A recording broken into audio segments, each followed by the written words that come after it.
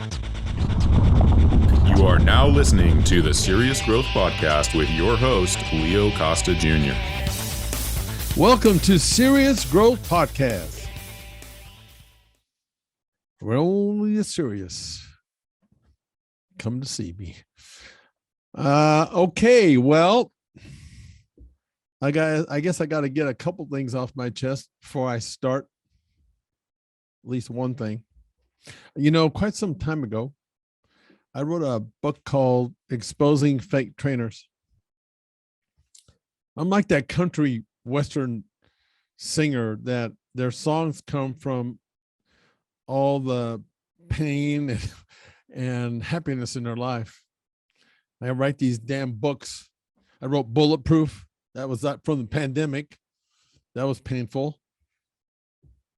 Exposing Fake Trainers. Jeez. I think if I hadn't written that book, somebody would have been in jail. Maybe me. Get so angry.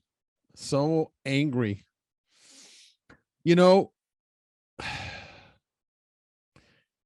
the reason I wrote that, obviously, was to hopefully protect the industry and also protect the client.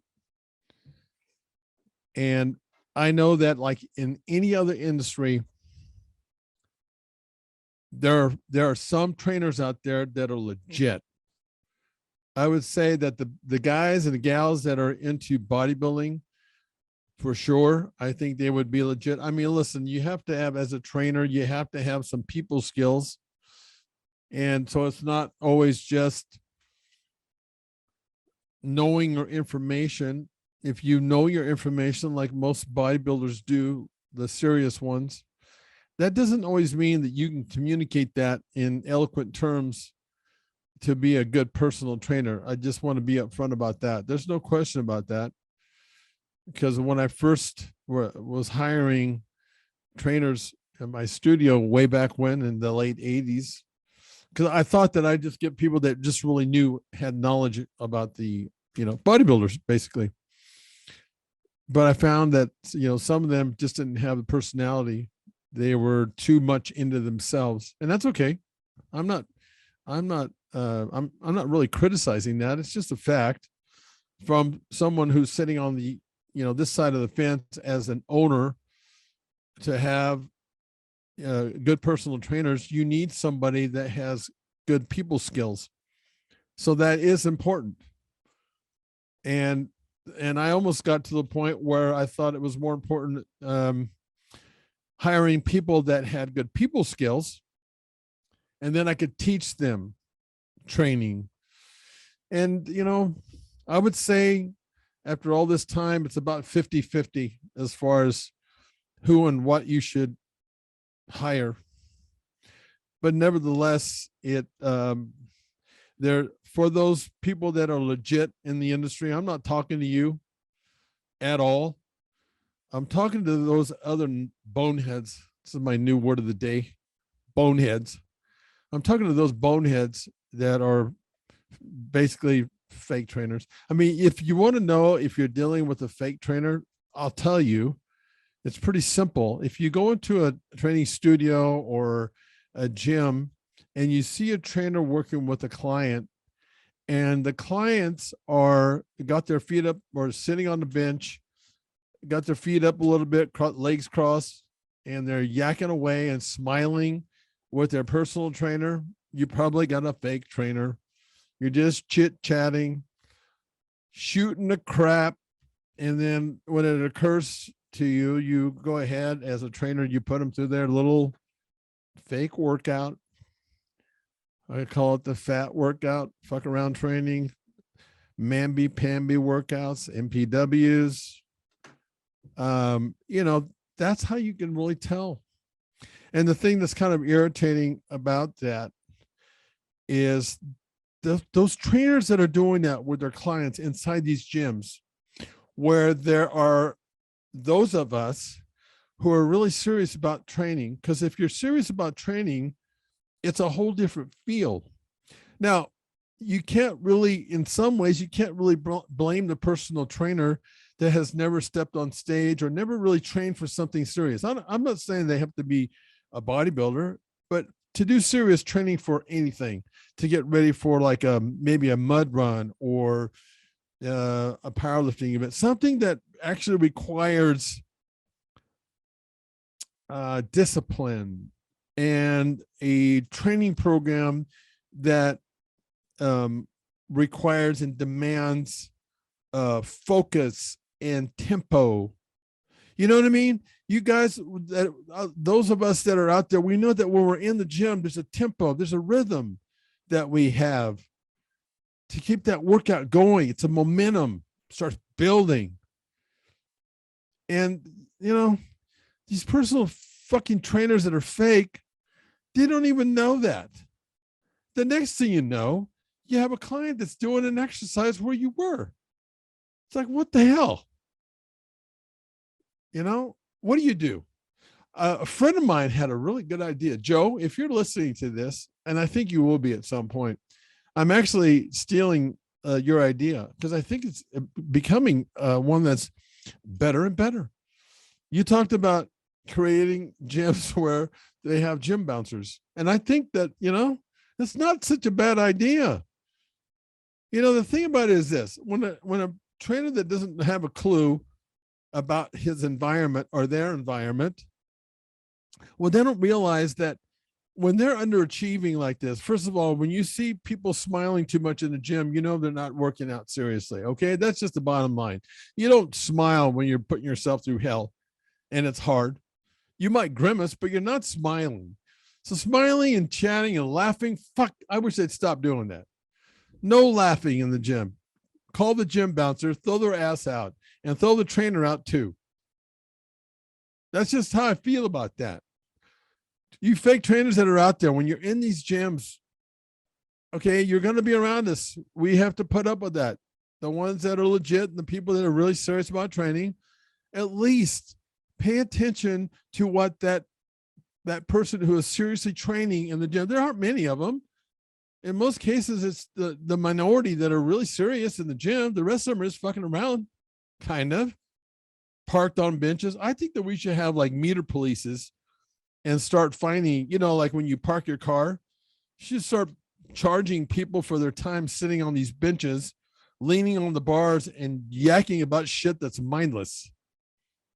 Why don't we do that? Sounds stupid, doesn't it? Well, it's pretty stupid when somebody is in the gym and they have no clue of those people. They're not being considerate. So you trainers that are fake, you're underachieving, not only for yourself, but you're underachieving to your client. It's a lose-lose. Why don't you just at least pay attention to the people that are serious about their workouts and get the fuck out of their way? Move along, little doggy. Move along. Okay, enough of that. All right, let's take a quick break so I can tell you about our product. Do you want a bone-crushing grip? Good, because you're gonna get one with the amazing new Trs Gripper. It's a progressive grip builder with longer handles and a special ergonomic design that's like a dozen hand grippers in one. Start off easy and work your way up to quickly build your grip strength from wet noodle to pulverizing. The package includes a video from the world-famous strength coach, Dr. Russ Horine, the man who worked with Leo Costa to help bring you big beyond belief in the Bulgarian power burst. Dr. Horine shows you a simple and easy to follow workout plan that takes just minutes a day right from in front of your TV set if you want. So click on the link below and let's get started building you a stronger, firmer, bone-crushing grip.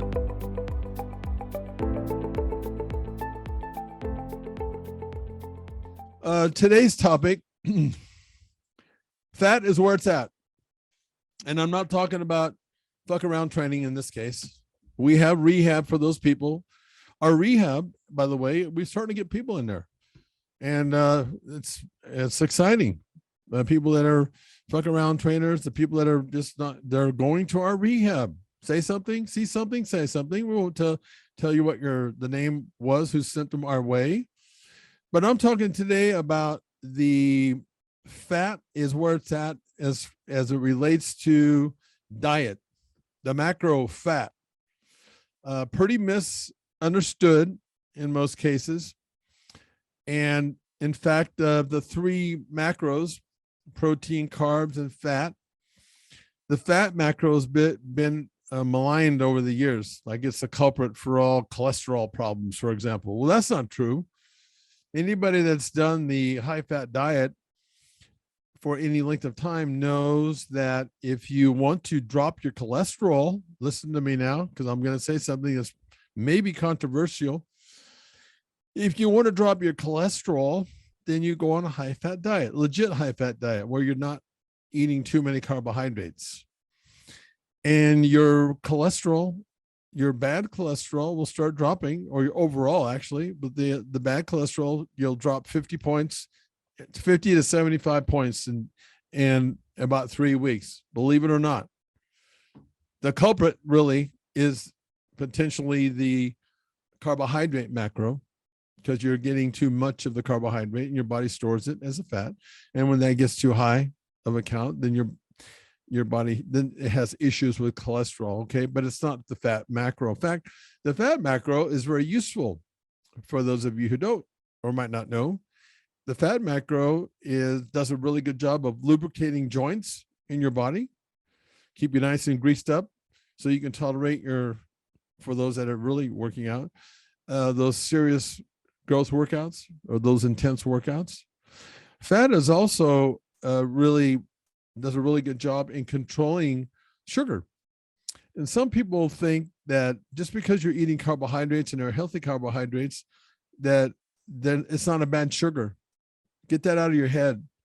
You have all sugar is just different. It's short chain versus long chains of sugar. It's still sugar in the body. But the good news is that the fat macro, if you start adding things like, for example, butter, whole fat, beautiful fat butter to a baked potato, or even to any carbohydrate that you're eating, the fat will control and slow down the release of this carbohydrate into your bloodstream. It'll sustain your energy level. That's another thing that fat is good for. And so, for those that are really student of the game and a student of those three components that you have to be, those crucial components that are responsible for changing your body in the most efficient way, nutrition is one of those components. Then when you know your nutrition to the nth degree, do you understand how to make macros work for you? And so this is where back in the late, I don't know, probably early 90s, wrote a book called The Anabolic Diet. And we've talked about the anabolic diet before. And I've talked about the high-fat diet with a lot of people. It's said in different ways. Keto is basically a high-fat diet. Atkins diet, high-fat diet. And it's just because of keeping carbohydrates low. But what I have noticed is that those people that are out there that seem to know quite a bit about keto and Atkins, they really don't. I mean, they don't take advantage of the potential of that diet, because it's surprising to me, for those that are consider themselves experts, that they don't understand that your body has two different metabolisms. I've never heard anybody talk about that. I'm not saying that there's someone out there that doesn't know that. I know Mauro Di Pasquale knows that, because him and I actually wrote that and Anabolic Diet together. I know he knows that, but I haven't talked to too many people that really understand that, not into where they can describe it in detail as to how that works. Two different metabolisms, glucose and free fatty acid. And the only difference there is the amount of carbohydrates that are being taken in. It takes 3 days for your body to switch from a glucose to a free fatty acid metabolism. I've talked about this before, but it's just that people don't know how to really make that work for them. Look, when you're on a high-fat diet, and it's better now. Back when I did that with Mauro, we didn't have all these keto-friendly diets, and people hadn't adapted, these companies hadn't adapted to make foods more keto or more friendly to the person that was accessing the free fatty acid metabolism. Now it's like, it's a beautiful thing. A lot more variation. When I was doing it back then, there were hardly I mean, it was basically meat, lettuce,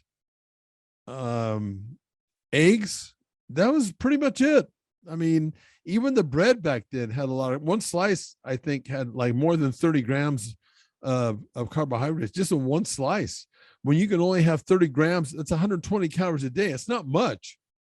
So you were pretty limited. The people that were actually following that diet, the high fat diet or the anabolic diet, you really had to be, very loyal to that, because, you know, when your body does flip, your metabolism flips from glucose to free fatty acid metabolism, which happens after 3 days.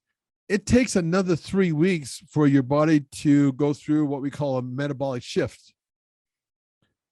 When you first do the high fat diet legitimately, what happens is when your body transitions from carbs to fat, you actually get a little bit worse in terms of energy before it gets better. You feel lethargy. Some people get headaches a little bit as they're transitioning. For me, the worst part of it was I craved sugar and carbohydrates so bad. I was like an addict, seriously. And the truth is, that's what sugar does to you. You get addicted to that stuff. It's legitimate, man. You get addicted to the point where I remember, like, because, and I'm going to get to this on the weekend and what you can do at the weekend. I couldn't wait to go to bed because I was so hungry. I just needed to go to sleep and just wake up the next morning and fight another day. That's how it was. But then this is one of the things that Morrow brought to the table for the anabolic diet, which was genius. And I haven't heard this from anybody that's following a keto or anything like that, is Morrow understood, because you got to understand how physiology works, that because it takes 3 days for your body to switch over from glucose to free fatty acid metabolism, you could do 2 days consecutively. You could carb load and you could eat whatever the hell you wanted for those 2 days. Now, mind you, if you're on a certain amount of calories, you have to always take into consideration caloric intake, because that's where it actually is caloric intake. But then knowing how to use these macros like this and how your physiology works, it takes 3 days. Now, remember I said that it takes 3 days for your body to flip over. So we did what's called a 52 diet. 5 days, Monday through Friday, we would be on the high fat diet, low carbohydrate, only 120 calories a day of carbohydrates. On the weekend, cut your protein down and eat all the carbs that you want. And what would happen then is that you would have, in that scenario where you got the carbohydrate load for 2 days before you went back to the 5 days a week on the high fat diet, the beautiful thing about that was, even though you were carb loading, your didn't flip over. So you weren't automatically on a glucose diet, or your body functioning off the glucose metabolism at that point. A lot of people don't understand that. In those 2 days, your body is still functioning as a free fatty acid metabolism. It's utilizing fat as its main energy source. That's what that means. So in that scenario, you could get the best of both worlds. Doing keto, that I know of, doesn't have that luxury. For sure, when you were doing the Atkins diet, that's why people never stood on those diets for very long. And I don't blame them. I mean, unless you're a meathead bodybuilder who will eat whatever it takes, pound your head up against the wall. If somebody tells you that if you pound your head up against the wall and eat this high fat diet and no carbs, the meathead bodybuilder would do that. Not most people. So when you're able to now eat carbohydrates over the weekend, all of a sudden it's like, oh my God, you can have carbs now. And you feel better, and there's more opportunity and more variation now to that diet. It makes it a completely different diet from my perspective. And I tell you what I really liked about it is when I carb loaded, is when I came back in on Monday to train, whoa. I mean, because all of a sudden you got water going back in because carbohydrates have by its own nature, it has more water content than protein and fat does. All of a sudden your body fills back up, feels so damn good. Most of the water depends on how hard you carb load. Most of that water goes back into the muscle. It fills you up. If you over carbohydrate load, then it spills over into the subcutaneous, smooths you out a little bit. But that's only if you go over, you carb load too much. Man, I come into the gym on Monday morning and Tuesday, it would last about 2 days. But when I start pumping and doing the weight, I would get so pumped. I could hardly move my body sometimes because there was so much blood, and your muscle is mostly water or high content of water. So to have that back in, I mean, do you see how you're using now the macros to your benefit? I mean, you feel better, you look better. But you have to be that person that, I just came off about 4.5 months of pretty strict dieting, like a monk, because I like to reimagine and see what my body can do at this age. And I went 4.5 months without doing any on the weekend carb loading. Not that I was on a high fat diet. I eat different ways because I understand how to make my macros work. I was on more of a traditional glucose diet, but I was eating like a monk. I was eating about 1,700 calories a day, average, Monday through Friday. And then I'd bump it up a little bit on the weekends, maybe eat 2,000 calories a day, Saturday and Sunday, but nothing drastic like that. So I never varied off that for 4.5 months. I dropped 30 pounds. And I think that the quality that I ended up with was pretty damn good, especially for my age. And I'm not using age as an excuse, because I think I can still do better, and I will do better. I just need to think of the 4.5 months that I was eating like a monk. Think of it as pre-contesting for a show. Okay, I ended up coming into the show after 4.5 months, 30 pounds lighter, pretty lean. I think I can do better. And it's not because I did necessarily anything wrong by losing too much weight. It's just that when your body does this for the first time, like I did seriously for 4.5 months, the next time that I do this, it's going to look different. The body just does that, gets better. But the thing about it is, over the holidays, when a lot of you guys that compete can probably relate to what I'm saying, but I always competed back in the day, in the serious growth days. I always competed like early in the year. I competed twice a year, but one of the shows was early in the year. So I was always dieting during Thanksgiving and all the holidays, Christmas. I was used to that. It was torture at first, but you got used to it. I'm still used to it. I mean, these holidays, I didn't eat up on Thanksgiving. I ate the same calorie count. I tried some other foods because it's about calories in, calories out to a large degree. So it wasn't that I didn't, test out and try out some of the Thanksgiving and enjoy some of that. But I already knew, my body started talking to me. And you guys that are instinctive and intuitive, you understand what I'm saying. The rest of you have no clue. The guys and gals that know what I'm talking about start realizing that your body starts talking to you at some point saying, okay, it's time for you to eat up again. It's time. Now, what happens is, for me, it's like I have two different people on my shoulder, right and left shoulder. One's telling me, eat, you have to start eating more, okay? Because you're as far as you're going to get for now on this pre-contest that you did, even though I'm not competing. You're as far as you can go. And on the other side, so it says you're as far as you can go, you need to eat up, like significantly. And of course, the other person that's on my shoulder is that person that is the monk that wants to stay in the gym, that wants to keep dieting, that wants to take it more. So, almost all the time you have to make decisions about your body and the way that it feels or the way that it looks that is completely counterintuitive.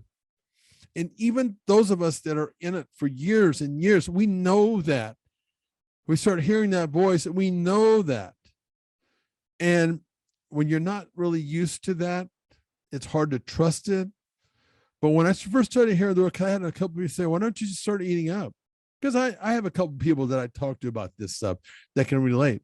And I like to share that with them because they need to understand what we really go through, especially as it relates to them trying to get in shape. The people that I'm talking about are like people that they're not necessarily bodybuilders, but they want to get in the best shape. So they're really interested in what's going on in my head, for example. And so I tell them, my body's starting to tell me this. Well, why don't you just cave into that and eat now? Because it's also telling me that I'm not ready, not quite yet. And so that's what happened to me. I knew when I was down there, I was in LA, Thursday, wasn't the time. Friday, I was getting closer. And I knew Friday night, I knew Saturday and Sunday, all hell was going to break loose. And it did. On Saturday, I ate 11,000 calories. And I'm going to tell you something. After all that 4.5 months of strict dieting, believe it or not, that 11,000 calories, it barely felt like I ate anything. My body was just sucking that up. On Sunday, I backed down a little bit, 6,000 calories. What was that? 17,000 calories over the weekend. I can't tell you how good I felt Monday and Tuesday. It's an awesome feeling. But I guess the point that I'm making is at the end of the day, you have to understand how to utilize and make your macros really work for you. Make them work to their fullest potential, whether you're in a glucose diet or you're in a free fatty acid diet, because it changes. It's a game changer. And we know that as bodybuilders, when we go into a show, that last week, for example, we know that you can lose everything that you worked for in the off season, or even when you're dieting along the way. That last week before the show is crucial. It makes or breaks you. The guys and gals that have competed enough know it's heartbreaking in a way, because all that work that you put into this, and then in 1 week's time. So if you really understand that, then you understand how to respond to what your body is saying to you. It takes a long time to get to this point, which takes me back, and I'll end up this conversation here, back to, you guys that are in the gym, you other trainers, and when you're working with your clientele, you need to be tuned into that for the people that are really serious in the gym. It's not that many of us. You might not think that, hey, if I have a client step in where you're training, you might not think that's a big deal, because you really don't understand. And in order for you to, out there, for all of you to make the kind of progress that you really want, you really have to understand that. And I feel bad for the clients that are working with trainers that don't have a clue. But I guess it's whatever you get used to. I mean, I take a look at some of the people that are, parked on the bench and yakking away. They seem to be happy enough. I'm sad for them, because I know that they're just underachieving. So let's see if we can turn that around at the new year coming. Let's not make it just a New Year's resolution. Make it a lifelong resolution. Take baby steps. Here's the solution for that. Take baby steps. Don't take giant steps in the beginning. Just take baby steps. Make them slow, and just keep doing something day to day, week to week, that you can accomplish. And before you know it, you'll be surprised. It'll turn into a lifestyle. It'll turn into the new normal. You'll have a new normal. You'll be a new normal human being, and you'll love it. And when you get to the point like where I'm at now, when you have complete control of your body, it makes all the difference in the world. And you're going to still face challenges, because, like I said before, you have these two people that are sitting on each side of your shoulder that are talking to you all the time. It's your body, it's your mind and your body, your physiology. And you have to deal with that. But it just helps when you really do understand, and you get it to the point where you can get it objective, because it's very emotional. Until next time, go get some serious growth. Thanks for listening to the Serious Growth Podcast. For more episodes like the one you just listened to, subscribe to us on your mobile podcast app and leave us a review. If you'd like to reach out, you can find us online at seriousgrowth.com. Until next time, train smart and train hard.